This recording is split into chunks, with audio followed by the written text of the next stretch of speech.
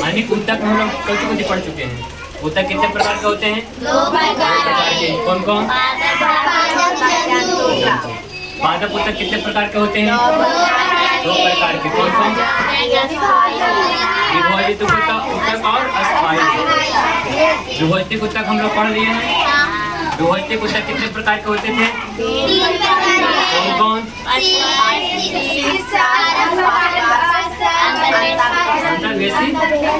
विभजित ऊतक। ठीक है, उसमें तो हम उन तीनों के बारे में पढ़ लिए। विभजित ऊतक में पढ़ लिए हैं, फिगर भी उसमें अच्छा से देख लिए थे, समझ में आ गया था सब चीज। ठीक, उसके बाद हम लोग अब क्या पढ़ने जा रहे हैं? अस्थायी ऊतक। ठीक, अस्थायी ऊतक कितने प्रकार के होते हैं? 2 प्रकार के। कौन कौन? सरल अस्थायी ऊतक और सरल अस्थायी ऊतक कितने प्रकार के होते थे? 2 प्रकार के। कितने प्रकार के? 2 प्रकार के। नाम बताओ।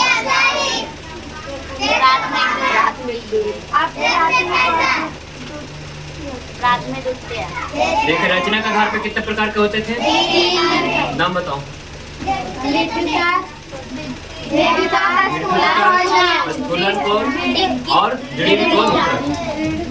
तो तीनों के बारे में हम लोग पढ़ लेते हैं। स्थूल कोण ऊतक पढ़े थे, मृदु ऊतक पढ़े थे और दृढ़ कोण ऊतक हम लोग पढ़ लिए थे। ठीक, उसके बाद हम लोग देखे थे कि अस्थायी ऊतक। ठीक, अस्थायी ऊतक कितने प्रकार के होते थे? कौन कौन? सरल और जटिल। ठीक है, सरल के बारे में तो बता देना। उसके बाद हम लोग कुछ पढ़ रहे हैं जटिल ऊतक। ठीक, तो जटिल ऊतक हमारे कितने प्रकार के होते हैं? 2 प्रकार के होते हैं। एक हमारा पहला क्या होता है? जाइलम। ठीक है, ये जो हमारा जाइलम ऊतक होता है, बताओ ये कितने तत्वों से मिलकर के बना होता है? तो हमारा कितने? यह 4 तत्वों से क्या मिलकर के बने होते हैं। सबसे पहला कौन सा हुआ? वाहिनी। यानी कि इसमें हम देखना है, बताओ इसका फिगर कैसा दिखता हुआ? इस तरह के दिखता है। यहाँ फिगर बनाए ना वाहिनी काय के। ठीक,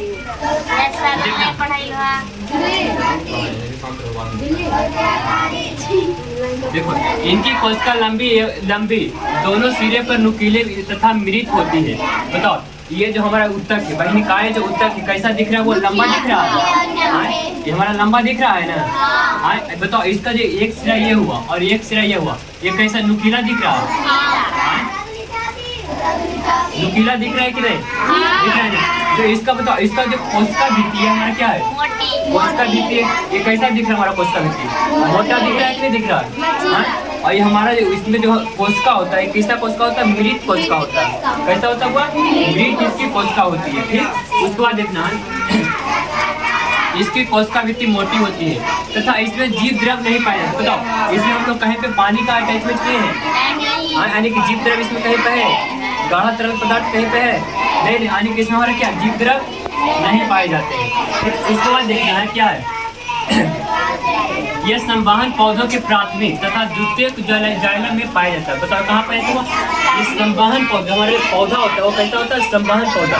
उसके प्राथमिक तथा द्वितीयक, क्या वो प्राथमिक तथा द्वितीयक जाइलम ऊतक में हमारा ये पाया जाता है। ठीक है, इसका देखिए इसका कार्य क्या होता है?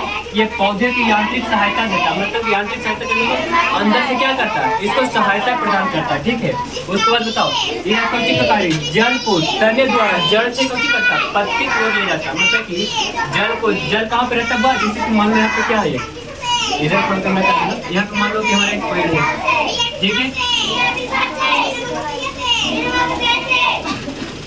हमारा यहाँ पे क्या है? बताओ जल इसमें सीधा कहाँ होता है? यहाँ पे जल कहाँ हो? यहाँ पे जल होता है कि नहीं होता है? ठीक, अब बताओ ये जो हमारा वाहिनिकाएं जो ऊतक होता है, ठीक, ये जल यहाँ से क्या करेगा? यहाँ से इसके माध्यम से हमारा क्या है? तना हो गया, हमारा पत्ती हो गया। अब बताओ जड़ को डायरेक्ट पत्ती के पास में जा नहीं सकता है? नहीं। तो बताओ जड़ को ले जाने के क्या करेगा? इसके माध्यम से क्या करेगा? इसके माध्यम से मतलब कि तना के माध्यम से जड़ को कहाँ पे ले जाएगा? पत्ती की ओर ले जाने का ये कुछ करता है, कार्य करता है। ठीक, इसका ये कार्य है कि पौधा को यांत्रिक सहायता देता है और तथा जल को तने द्वारा जड़ से कहाँ तक ले जाता है? वो पत्ती तक पहुँचाता है। ठीक, हमारे आगे समझ में वाहिनिकाएं समझ में आ गया? आया समझ मेरे? पीछे सब